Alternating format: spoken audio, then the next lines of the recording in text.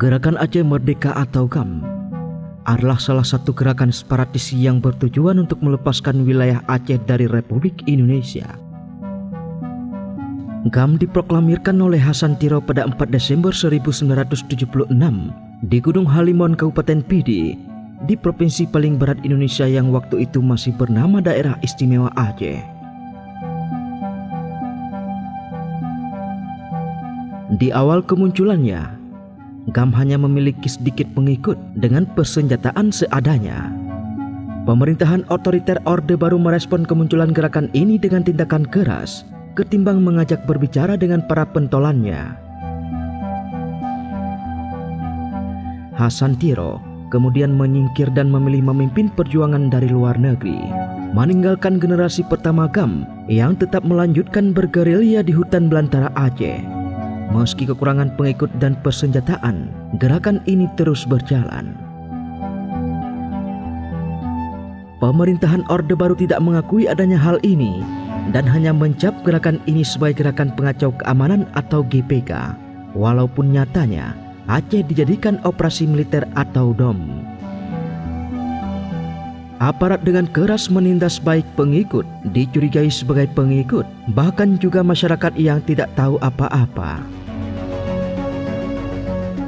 Pola penanganan secara represif ini ternyata membuat gerakan ini bertambah besar.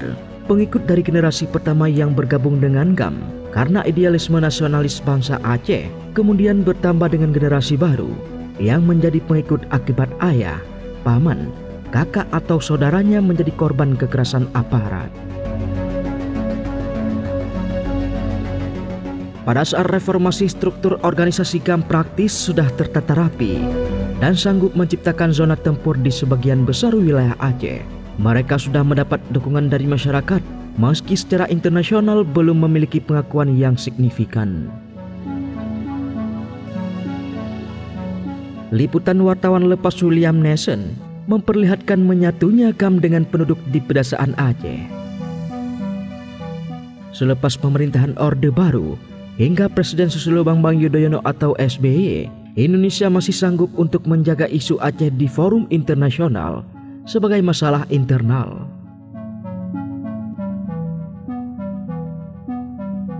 Sebagai bagian dari upaya mengambil hati masyarakat Aceh, maka diberlakukanlah syariat Islam khusus untuk provinsi ini. Namun GAM bukan kelanjutan dari pemberontakan sebelumnya di Aceh, yakni DI atau TII yang dipimpin oleh Tengku Daud Ber-E. Jika DI atau TII menuntut pemberlakuan syariat Islam, maka GAM justru bercorak nasionalisme bangsa Aceh dan menuntut kemerdekaan. Tidak ada titik temu yang tepat membuat pertikaian terus berlanjut, hingga akhirnya Lembaga Internasional Henry Donan Center atau HDC menjadi penengah. Kebuntuan perundingan kedua pihak yang difasilitasi oleh HDC ini menyebabkan situasi kembali memanas. Status darurat militer kemudian diberlakukan hingga kemudian diturunkan menjadi darurat sipil. Tangan dingin mantan Presiden Finlandia, Martti Ahtisaari, berhasil membuat GAM dan RI menandatangani MOU Helsinki pada tahun 2005 yang intinya GAM tidak lagi menuntut kemerdekaan dan Republik Indonesia memberikan status otonomi yang lebih luas kepada Aceh.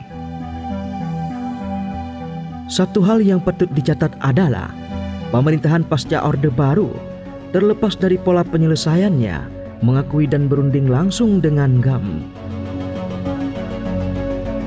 Mereka sangat memahami yang berseteru adalah GAM dan RI, bukan antara RI dengan pemerintah daerah atau dengan tokoh-tokoh Aceh. Hasilnya sudah dapat kita lihat sekarang.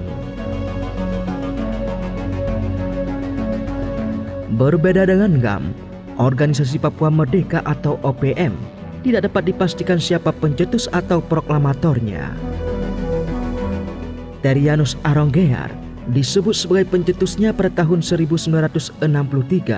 Selain itu, Nicholas Jowe, Setrom Korem, dan Jacob Prey disebutkan telah memproklamirkan kemerdekaan Papua Barat pada 1 Juli 1971. Tidak dapat dipastikan siapa pucuk pimpinannya, tidak seperti Hasan Tiro yang sedari awal hingga tercapainya perdamaian menjadi pimpinan tertinggi GAM. Sebagai gerakan separatis, OPM cukup banyak melakukan aksi militan, baik berupa penembakan terhadap aparat maupun penyanderaan warga asing. Pada suatu hari, OPM kelompok Martin Tabu pernah menyandra Kolonel Ismail atau Danrem 172, Kodam Cendrawasih, Letkol Admiral Wimalawadi atau Ketua DPRD Irian Jaya, dan Pastor Ombus OFM.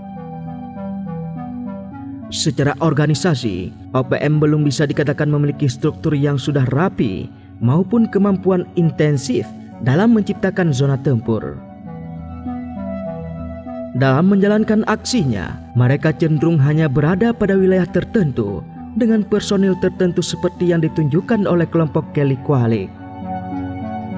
Perkembangan terakhir menunjukkan sudah mulai adanya konsentrasi pasukan dan kemampuan menciptakan aksi secara konstan di beberapa wilayah. Hal ini menimbulkan pertanyaan, apakah mereka sudah bermetamorfosis seperti GAM dan apakah mereka sudah mendapatkan dukungan signifikan dari warga sipil Papua? Hal lain yang perlu dicermati adalah kemunculan generasi baru OPM yang bergabung karena mengalami tindakan represif seperti yang sebelumnya terjadi di Aceh. Pemerintah hingga sekarang masih menempatkan OPM sebagai kelompok kriminal bersenjata atau KKB, bentuk lain dari GPK sembari terus mengirimkan personil keamanan ke Papua dan Papua Barat. Pendekatan selama ini dilakukan kepada pemerintah daerah ataupun tokoh-tokoh yang dianggap pemerintah sebagai representasi masyarakat. Nyatanya, eskalasi konflik terus bertambah dan upaya pembangunan terus mengalami gangguan. Konflik di Papua, jika tidak ditangani secara tepat, akan membawa implikasi yang lebih besar daripada konflik Aceh. GAM praktis berjalan sendiri di dunia internasional karena tidak terlalu banyak kepentingan negara besar yang akan bermain di sana dan tidak banyak sentimen yang akan dimanfaatkan.